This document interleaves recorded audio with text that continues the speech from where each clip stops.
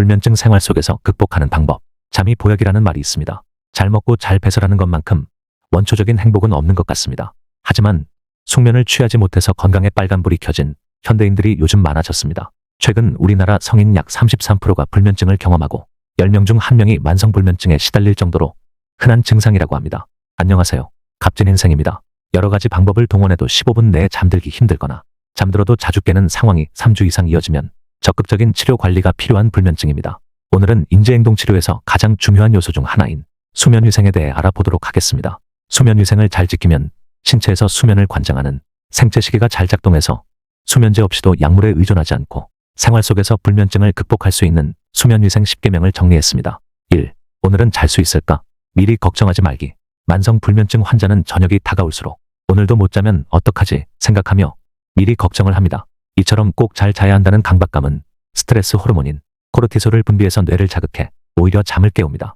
불면증 극복하는 법은 잠드는 것에 대해 미리 걱정하지 말고 이 같은 강박감을 키우는 잠자리의 시계도 치워야 합니다. 잠자리에서 회사, 시험, 학업에 대한 고민을 하는 것도 마찬가지입니다. 미리 생각을 정리하고 잠자리에 들어야 합니다.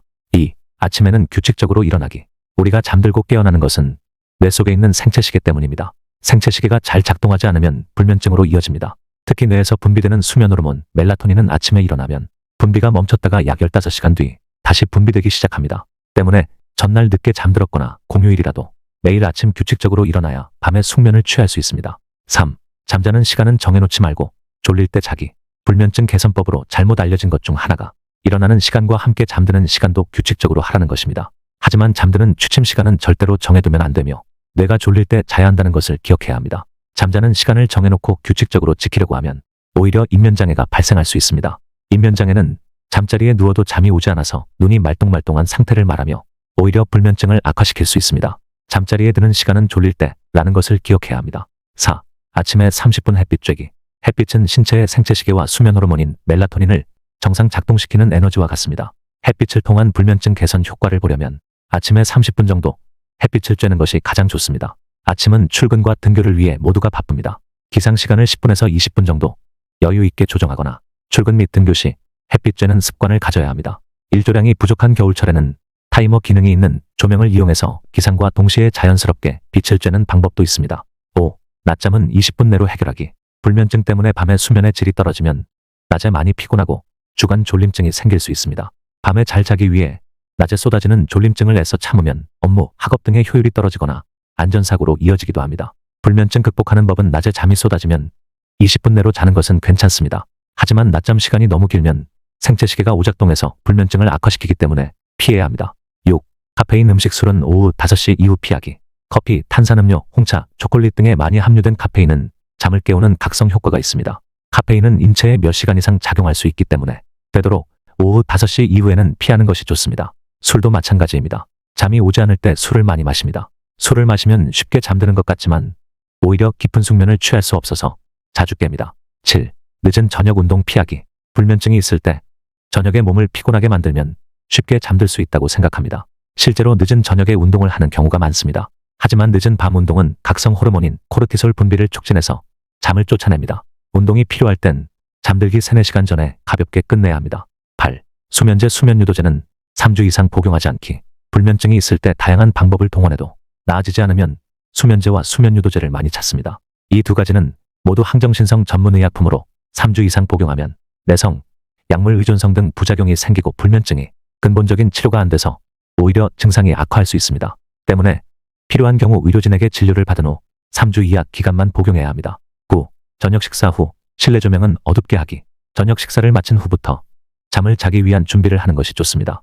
우선 쉽게 할 수 있는 방법이 실내 조명을 어둡게 하는 것입니다.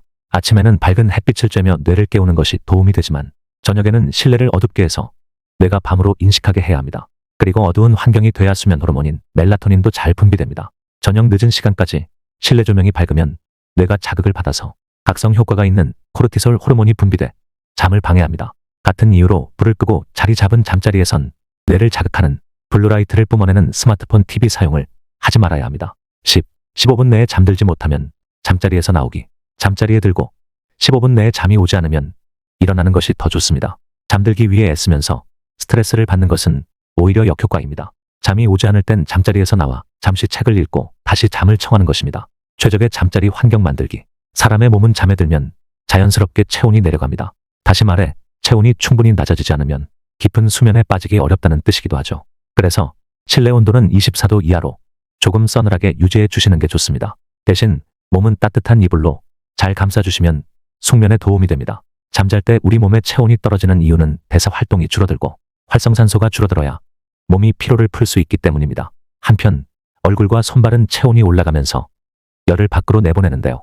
실내 온도가 너무 높으면 열 배출이 잘 안 돼서 체온이 충분히 내려가지 않습니다. 그래서 깊은 잠에 들지 못하고 자꾸 뒤척이게 되는 거죠. 수족냉증이나 전신냉증으로 손발이나 몸이 차가운 분들은 주로 전기장판을 사용하실 텐데요.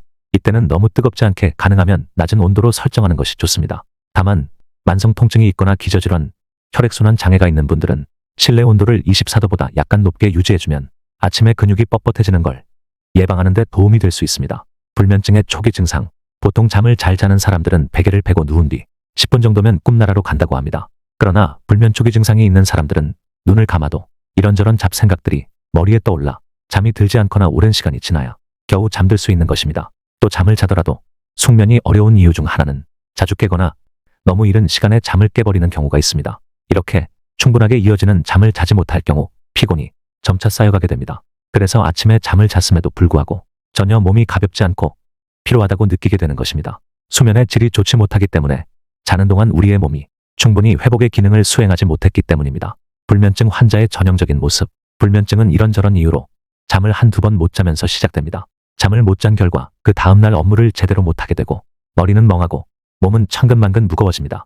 그렇게 하루 이틀을 보내고 나면 밤이 오는 것이 두렵게 느껴집니다. 또 못 자고 밤새 뒤척이면 어떻게 하나 하는 두려움이 생깁니다. 이런 두려움이 반복되다 보면 그 다음부터는 처음에 잠을 못 자게 한 원인이 해결되어도 잠을 쉽게 못 자게 됩니다. 즉 습관적으로 잠을 못 자는 상태가 되는 것입니다. 잠을 못 자는 상태를 견디기가 힘들어서 불면증 환자는 스스로 여러 가지 방안을 강구해 보기도 합니다. 술을 마시고 잠이 든 경험을 떠올리고 술을 마셔보기도 합니다. 하지만 술은 처음에만 조금 도움이 될 뿐 시간이 지나면 술을 마셔도 잠을 못 잡니다. 다양한 민간요법을 시도해보지만 크게 도움이 안 될 것입니다. 그래서 약국에서 수면유도제를 사 먹거나 병원에서 수면제를 처방받아 복용하게 됩니다. 약을 먹으면 처음에는 잠이 잘 옵니다. 그러나 약에도 내성이 생겨 더 많은 약을 먹어야 하고 약을 먹고 자더라도 그 다음날 머리가 무겁고 기억력도 떨어집니다. 그래서 이제는 약을 계속 먹어야 하나 하는 고민으로 밤에 잠드는 게 점점 두려워지는 게 전형적인 불면증 환자들의 모습입니다. 불면증 관련 질병, 기억력 저하, 집중력 저하 같은 인지기능 장애와 피로와 졸음으로 인한 사고 위험 증가와 삶의 질 저하 등의 합병증이 생길 수 있습니다. 특히 불면증은 우울증, 불안증 등의 정신적인 문제와 밀접한 관련이 있습니다. 증상이 오래되면 기분도 우울해지고 잠을 못 자는 것에 대한 스트레스로 우울증, 불안증을 더 심하게 합니다. 불면증과 감별해야 하는 질환에는 수면무호흡증, 하지불안 증후군, 렘수면 행동장애 및 기면증과 같은 질환이 있습니다. 불면증에 좋은 음식. 1. 상추줄기에 있는 우윳빛 유액에 들어있는 락토카리움은 신경안정 작용하여 숙면에 효과를 줍니다. 2. 양파에 있는 알리신 성분도 숙면의 효과를 나타냅니다. 3. 불면증이 있는 사람이 가장 많이 섭취하는 음식은 우유입니다. 실제로 우유에는 트립토판, 멜라토닌 등 수면 유도 성분이 들어있습니다. 4. 감태 추출물을 주기적으로 섭취하면 감태의 풍부한 플로로탄닌 성분이 숙면에 도움을 줍니다. 5. 바나나에 함유된 마그네슘과 칼륨은 근육을 이완하는 성분으로 불면증 치료에 도움이 됩니다. 수면을 조절하는 호르몬인 세로토닌이 더 많이 생성되게 하고 싶다면 바나나를 후식으로 챙겨 드세요. 6. 아몬드는 에너지를 줄 뿐만 아니라 근육을 이완시키는 마그네슘도 제공합니다. 저녁 식사 후 아몬드 한 줌을 먹으면 밤새 깨지 않고 푹 잘 수 있습니다. 7. 체리에는 멜라토닌이 함유되어 있어서 숙면에 도움이 됩니다. 8. 통곡물은 숙면을 돕고 수면의 질을 향상하는 데 좋습니다. 세로토닌 수치가 증가해 몇 시간 동안 깨지 않고 푹 잘 수 있을 것입니다. 9. 따뜻한 카밀러 차를 마시면 몸은 진정되고 근육은 이완됩니다.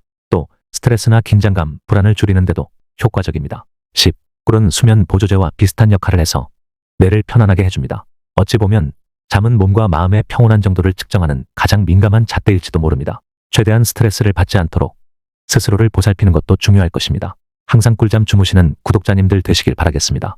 오늘도 영상이 마음에 드셨다면 구독, 좋아요, 알림 설정 꼭 부탁드리겠습니다. 감사합니다. 고맙습니다. 덕분입니다.